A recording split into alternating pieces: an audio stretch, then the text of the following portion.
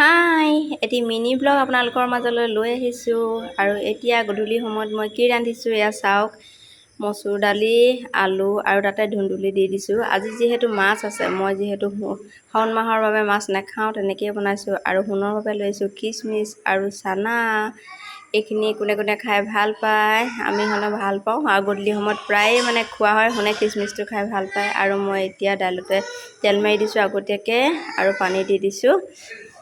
এইখিনি তাৰপাছত এইখিনি হৈছে জলকীয়া শুকুৱাই আনিছোঁ। এতিয়া ভাবিছোঁ আচাৰ কৰিম। অকণমান তলতে তেল দি থৈছোঁ, তাৰপাছত জলকীয়াখিনি দি আকৌ হেৰি কৰিম। আৰু আমাৰ সোণৰ লগত এই যে হাত ফেনখন, এইখন থাকেই আৰু দেই, অকণমানি ফেনখন, সি ভাল পায় লগতে থাকিলে আৰু অকণমান ঘূৰাই থাকে। আৰু এয়া দেখিছেনে, আমাৰ সোণে টেমাটোতে ভৰাইছোঁ চানা খাই আছে। লগতে এইখিনি হৈছে দৈও খাবলৈ দিছোঁ। তাৰপাছত এয়া মিছা মাছ, আজি মিছা মাছ আনিছে দেই।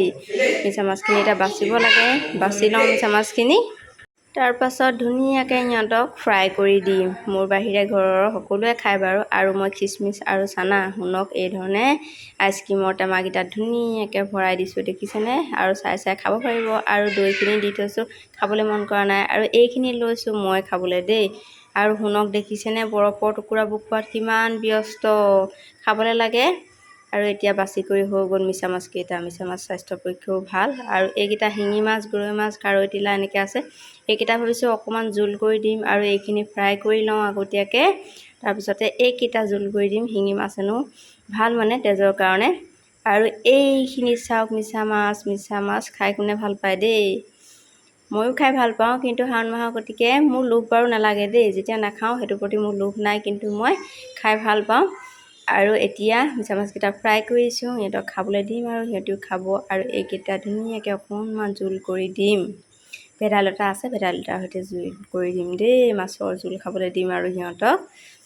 আৰু এইখিনি আছে ফ্ৰাই কৰিবলৈ, এইখিনি ফ্ৰাই কৰি লৈছোঁ। ভাবিলোঁ আজি এতিয়া আপোনালোকক মিনি ব্লগ আগবঢ়াওঁ।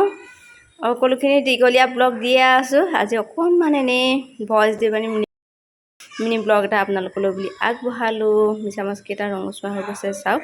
আৰু আজি এই মিনি ব্লগটি মই ইমানতে সামৰণি মাৰিছোঁ। চাই কেনে পালে কমেণ্ট কৰি জনাওক।